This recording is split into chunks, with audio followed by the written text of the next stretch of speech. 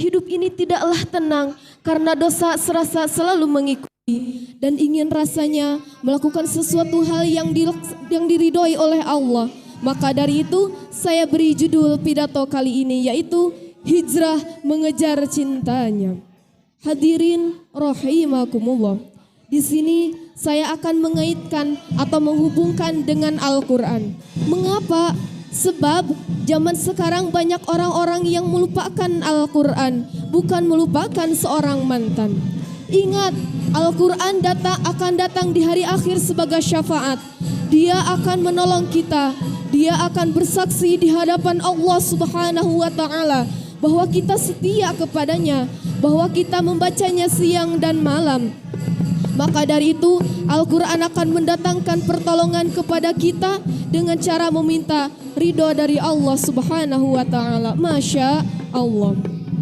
Lantas seberapa dekatkah kita dengan Al-Quran? Abi kantos kuping dina hiji ceramah anu manakieu. Engkau dikatakan cinta kepada Al-Quran apabila engkau sudah bermimpi tentang Al-Quran.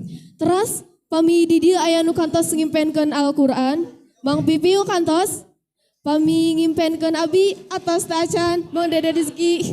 Pami atos berarti sok kemut-kemut kene ka abi. Alhamdulillah.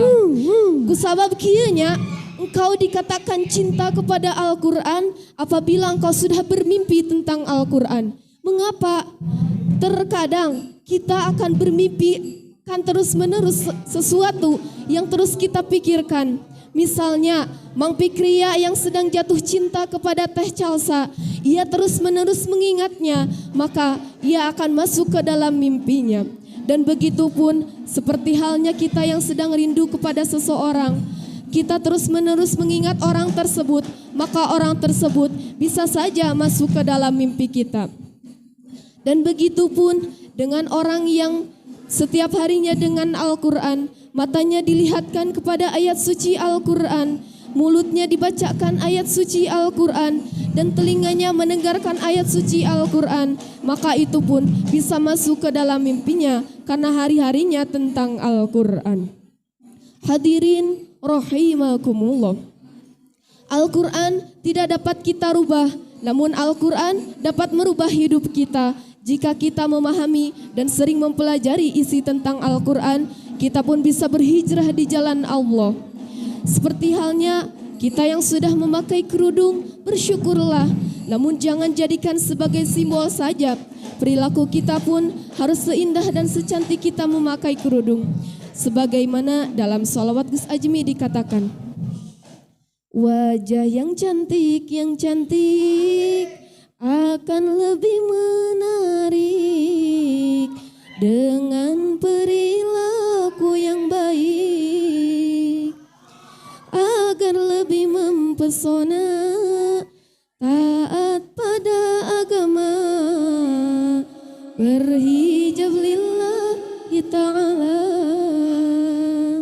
Maka dari itu marilah kita berhijrah di jalan yang baik yang diridhoi oleh Allah.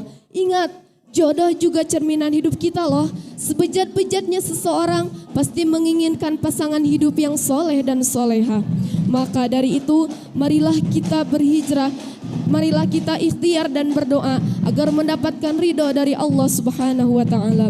Sebagaimana Allah telah berfirman dalam Al-Quran surat Al-Baqarah ayat 218 yang artinya, sesungguhnya orang-orang yang beriman dan orang-orang yang berhijrah dan berjihad di jalan Allah, mereka itulah yang mengharapkan ridho rahmat Allah.